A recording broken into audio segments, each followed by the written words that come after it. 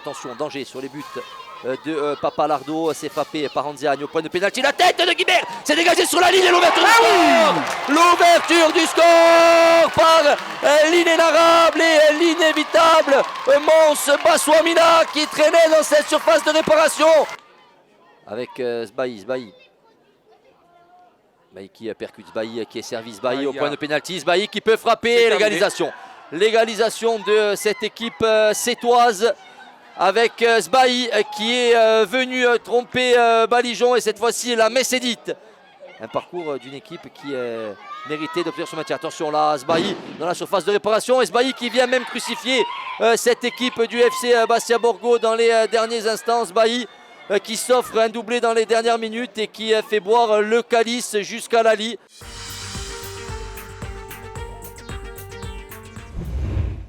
Messieurs, mesdames, c'est parti avec l'US Concarneau qui relance. C'est déjà le Red Star qui récupère le ballon très haut avec Damien Durand qui va centrer directement. Et le but de la première minute de Pape Meissaba, c'est exceptionnel. À peine 20 secondes de jeu et déjà l'ouverture du score pour le Red Star avec cette récupération très haute. Damien Durand qui est lancé là-bas, il a bien contrôlé la balle, il peut monter. Il réclamait une faute, l'arbitre ne bronche pas et par contre une nouvelle récupération.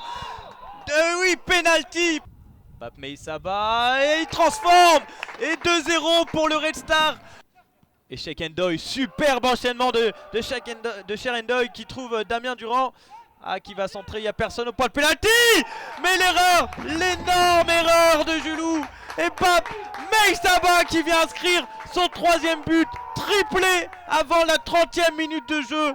Cet attaquant, Pape Meissaba, lui qui est bien dans son match et qui trouve Owen Maes qui va tenter le centre vers Cheikh Ndoye. Et la superbe tête de Cheikh Ndoye. Et le quatrième but pour le Red Star. Et le corner pour Concarneau, la bonne sortie de Ludovic Butel qui sort du point mais c'est toujours dans les pieds, la frappe et le but, le superbe but de Fedel Koumisti. Allez, ça repart là-bas du côté du restaurant Owen Maes, Cheikh Ndoye qui va pouvoir, il a même pas laissé le temps aux joueurs de Concarneau de célébrer leur but. Au Mans pour une victoire de 0. Est-ce qu'il va rééditer ce soir? Kirassi est passé. Ouais, non, il y aura. Si, il y a faute, faute finalement. Rouge. Carton rouge. Qui, alors là, les deux équipes sont totalement coupées en deux. Youssouf, le bon appel. Oh, attention, il a glissé, la reprise. Et le lob parfait, subtil de Youssouf. Superbe but à la suite de cette erreur de Moussa Silla.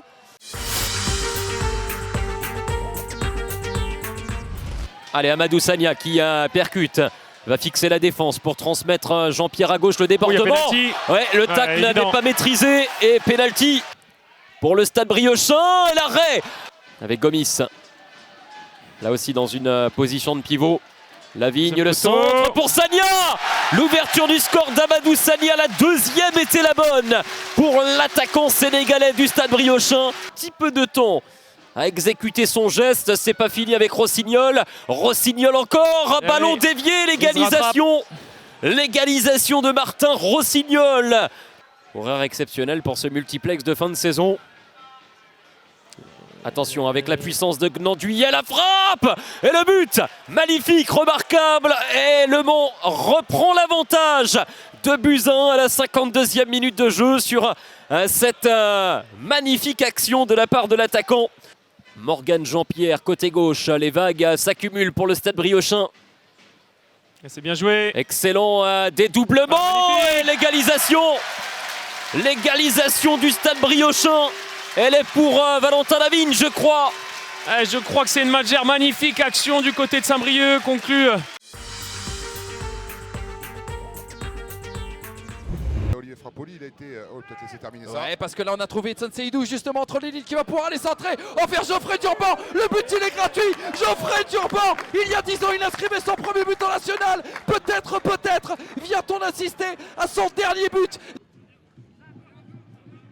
Notre confrère Cyprien Leger aussi qui nous dit le gardien d'Orléans, Franck Lostis. Attention. Oh, le top but de Monsieur Liamine Bogdan. Oh oui, le meilleur, plus beau but de cette saison a déjà été élu la semaine dernière. Mais Liamine Bogdan a décidé. Ambroise Gbo Oh, la passe à l'aveugle, elle est belle. Vers Geoffrey Durban qui va lancer. Sébastien Da Silva excentré sur le côté gauche face à Nicolas Saint-Ruf. Da Silva qui est passé une première fois. Va-t-il pouvoir centrer? Oui, c'est chose faite. Vers la tête de Geoffrey Durban. Le doublé. Geoffrey Durban qui n'a peut-être pas dit son dernier mot pour la course au classement des buteurs et qui permet au Stade Lavallois de repasser devant le tableau d'affichage. Et Cissé qui va les provoquer. Cissé qui s'est mis pied droit, qui va aller s'appuyer sur Mogdad. Là désormais Keita, oh, qui a retrouvé Mogdad face à Aubois. Et la parade de Aubois, attention à la deuxième chance pour Esteban Le Paul. Et ça fait de partout désormais. Esteban Le Paul qui inscrit son 7e but cette saison. Comme un de ses gros calibres. Loïc Goujon, il est bon le centre vers Cissé. Oh, la nouvelle intervention de Aubois. Et ils ne pourront pas empêcher ce but de ce numéro 7. Le numéro 7, Mohamed Cissé, qui inscrit le but du 3-2.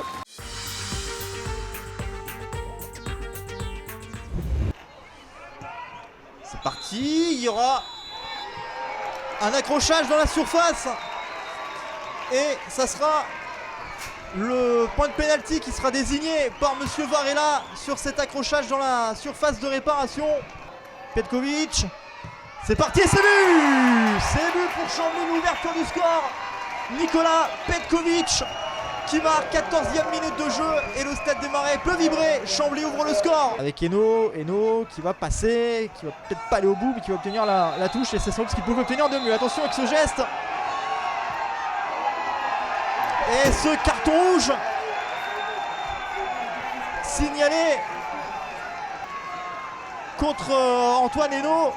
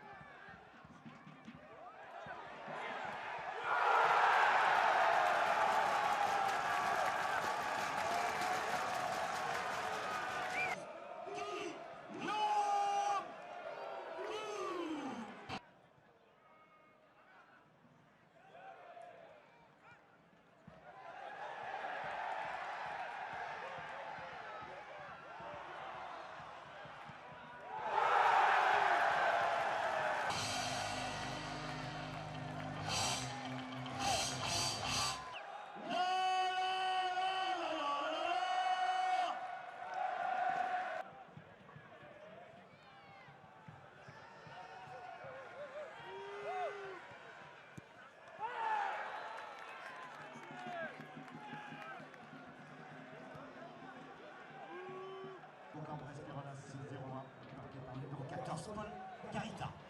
Le football au Bourg.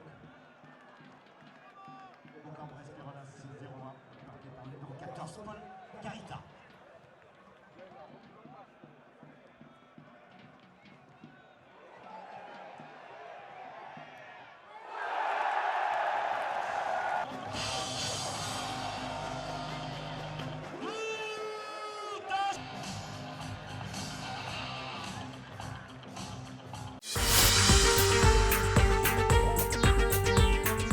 Avec effectivement malheureusement mes deux équipes qui... Attention Axel Lurier, je vous coupe, qui a à nouveau le contre-favorable, qui a du feu dans les jambes et la frappe d'Axel Lurier qui ouvre le score. Le premier but ici marqué au Stade René Fenouillère et il est superbe, marqué par le natif de Nîmes Axel Lurier qui marque son deuxième but de la saison. J'étais surpris moi-même de savoir qu'il était sur la fin. En tout cas attention Mehdi Boussaïd, le mouvement avant Chiné qui est intéressant. Derrière la passe n'est pas bonne, la frappe de le but fantastique de Virgile Piéchoki qui envoie une reprise de volée absolument fantastique. Aussi en l'absence de Kevin Farad qui avait son rôle. Attention à David Paulet qui a pu frapper le but de David Paulet. Celui-ci on ne l'avait pas vu arriver, il était malheureux depuis le début du match avec une barre, un poteau trouvé et là il a décoché la mine David Paulet. 2-1 pour l'US Avranches.